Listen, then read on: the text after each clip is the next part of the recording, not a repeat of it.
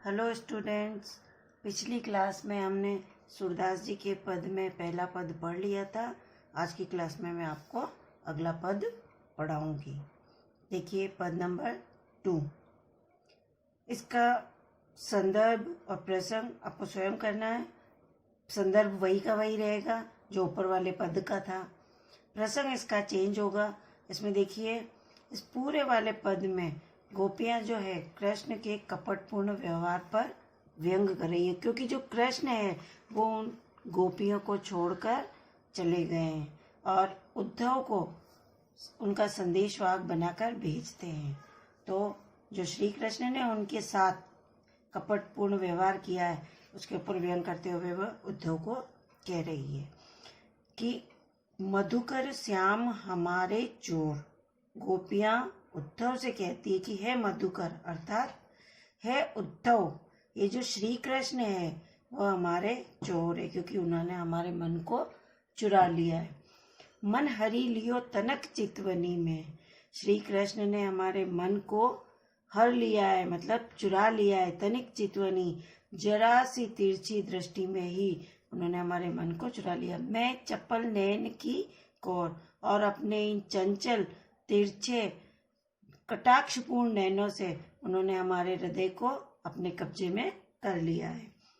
पकड़े हुए हृदय और अंतर प्रेम प्रीति के जोर। हम जो है हम भी कम नहीं है श्री कृष्ण से। हमने भी अपने हृदय में श्री कृष्ण को बड़े प्रेम पूर्वक अपने बल से श्री कृष्ण को अपने हृदय में छुपा कर रखा हुआ है, अर्थात पकड़ रखा है। गए छड़ाई तोरी सब बंधन दे, गए हंसनी अकोर। उसके बावजूद भी वो सारे बंधन तोड़कर और अपने मंद मुस्कान बिखेर कर यहाँ से हमें छोड़कर चले गए। मतलब सारे बंधन तोड़कर वो हमसे दूर चले गए और बदले में यानी भेंट में उपहार स्वरूप वह हमें अपनी मंद मुस्कान दे गए। चौकी परी जागत नीसी बीती, जब हम उनके मुंह में डूबी हुई थी तो अचानक हम चौंक गई और इस मोह रूपी निंद्रा से जागकर जब हम उठी तो दूत मिलियो एक भोर, और हमने बाहर देखा तो एक दूत भोरे के रूप में खड़ा हुआ था, अर्थात उद्धव। सूरदास प्रभु सर्वस लूटियो, नागर नवल किशोर। सूरदास जी कहते हैं कि गोपियां कहती है कि ये जो श्री कृष्ण है ये चतुर, ये हमारा सब कुछ लूट कर चले गए हैं। इस वाले पद में प्रेम प्रीति प्र की आवृत्ति होने से अनुप्रास अलंकार है। नागर नवल न की आवृत्ति होने से अनुप्रास अलंकार है, और बाकी ये तुकान शब्द होने के कारण पूरे में अनुप्रास अलंकार का प्रयोग किया गया है। ये बात आपको काव्य सौंदर्य में लिखनी है।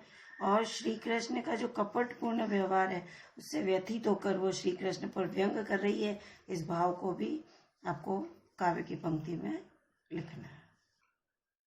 थर्ड वाले पद में देखिए उद्धव जो आए हैं उनको गोपियों ने जो पत्र भेजे थे श्री कृष्ण को और उनका उत्तर नहीं मिला, उनके संदेशों के उत्तर न मिलने पर गोपियां उद्धव को ही व्यंग कस रही है और कह रही है कि संदेशनी मधुपन कूप भरे, कि हे उद्धव यहाँ से जितने भी लोग गए मथुरा गए, हमने उन सबके साथ यहाँ से संदेश भेजे और उन संदेशों से मथुरा के जितने भी कुएं हैं वो सारे उन संदेशों से भर गए होंगे। अपने तो पटवत नहीं मोहन, वो जो श्री कृष्ण है वो तो अपने उत्तर भेजते नहीं है, अपने पत्र तो भेजते नहीं है।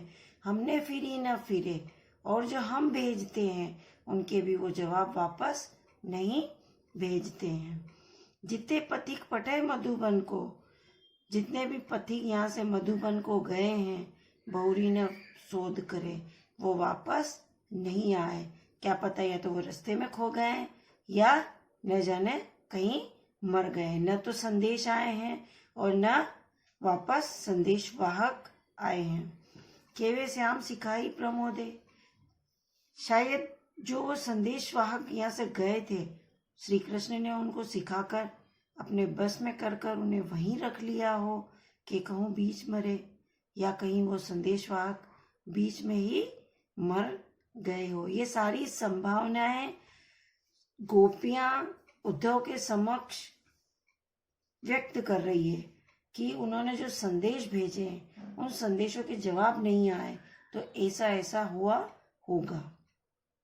कागद गरे मेघ मसी, शायद श्री कृष्ण ने इसलिए उत्तर नहीं भेजे कि वर्षा में मथुरा के सारे कागज जो है गल गए होंगे, स्याही खत्म हो गई होगी।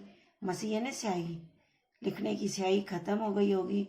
और सरदव लागी जरे, सरदव यानी वो जंगल की एक लकड़ी जिससे लिखे जाते पहले के जमाने में, जिससे लोग लिखा करते थे, तो वो लकड़ी कई दावाग्नि में जलकर खत्म हो गई हो। इस कारण श्री कृष्ण ने हमारे संदेशों के जवाब नहीं दिए हो।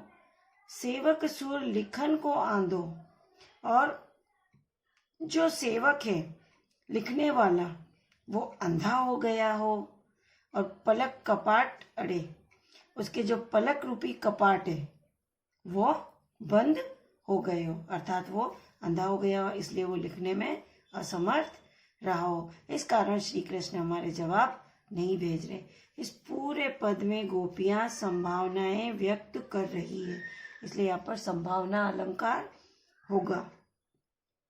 और ये पलक कपाट मतलब पलक रूपी कपाट, यहाँ पर रूपक अलंकार होगा, क्योंकि जो नेत्र के पलक है, आंखों की पलकें, इन पर किवाड़ का आरोप किया गया है।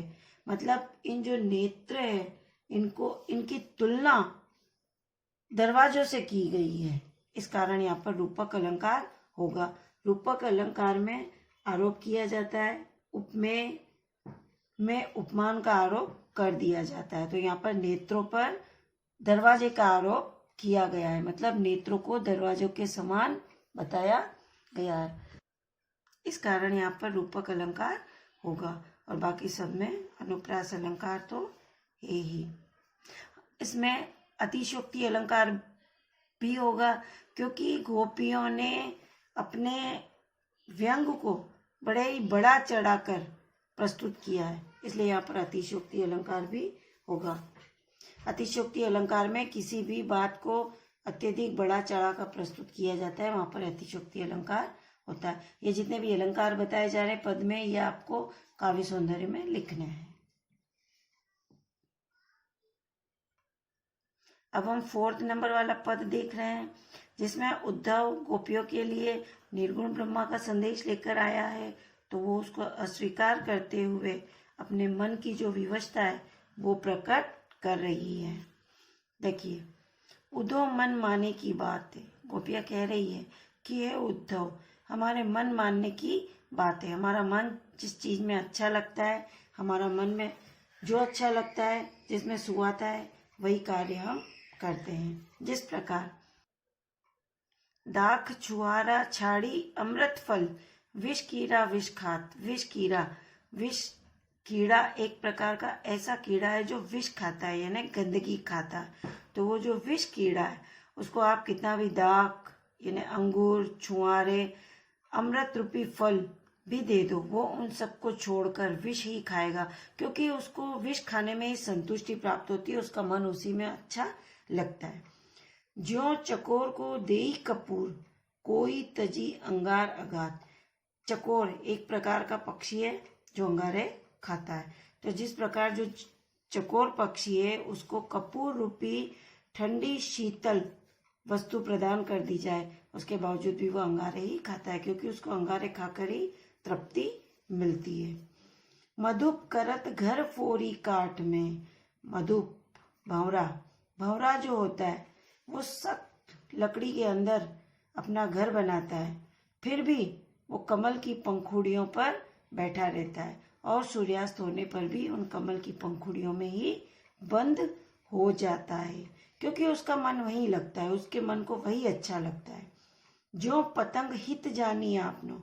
पतंगा एक प्रकार का कीड़ा है, कीट है, जो अपना हित यानी अपनी भलाई दीपक सो लपटायो, दीपक की लौ में लिपटने में और दीपक की लौ में समाप्त होने में ही वह अपनी भलाई समझता है, इसलिए वह दीपक की लौ के आसपास ही मंडराता रहता है।